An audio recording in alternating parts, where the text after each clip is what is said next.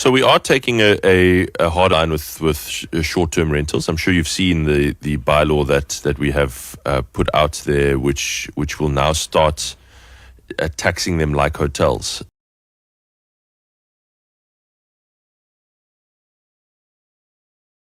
Because while we accept, in fact, not only accept, we love the fact that there are 3 million overseas tourists that come to Cape Town, because there's 280,000 people that now work in tourism in our city. Yeah. It's now the largest employer by a long way in Cape Town. So we do love that. But we also understand that if you are owning 100 apartments or even 10 apartments and renting them out,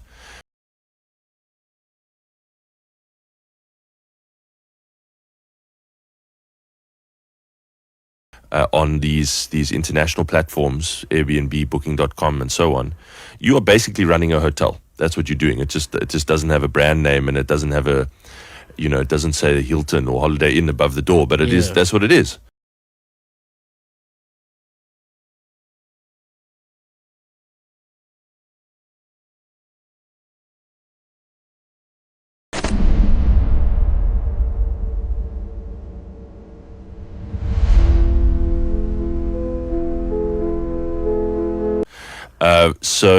So we are going to start taxing those businesses like hotels at commercial rates.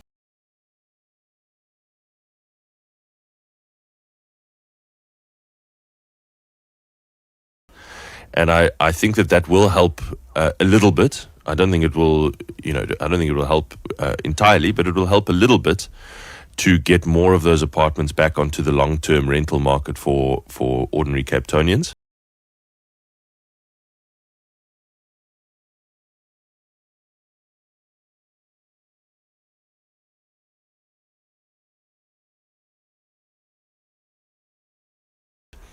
And it'll also start effectively.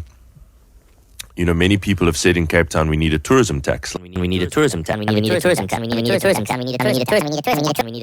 We need a tourism tax. We need a tourism tax. Like like most times when you travel around the world, you'll see on your hotel bill there's a few dollars there that for a tourism tax.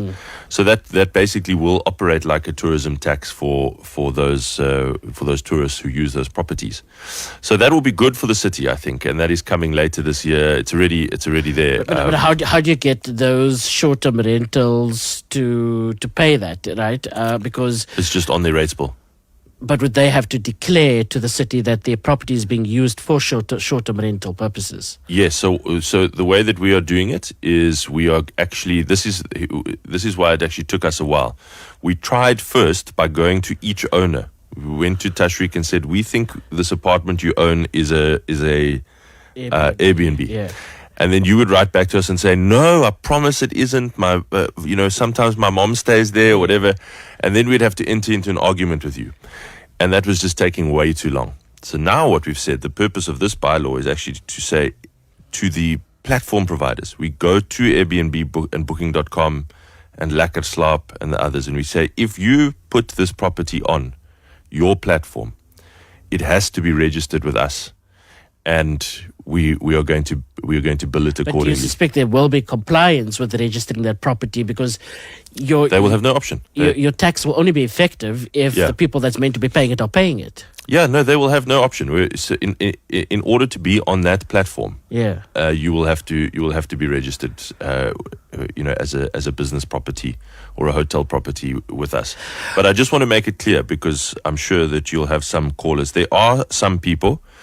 Actually, quite a lot of people in Cape Town who use an apartment at the back of their house, a granny flat or whatever, on Airbnb to just raise extra income. We are not interested in targeting those families. That we understand that is, you're just doing that to supplement your income. We're not interested in that.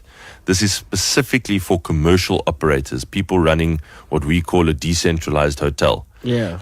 If you've got a number of units that are purely for Airbnb or short-term rentals, that is your business, then that is what we are targeting. So please, anyone who's using just doing that as a little side hustle, that's fine. That's not what our interest is.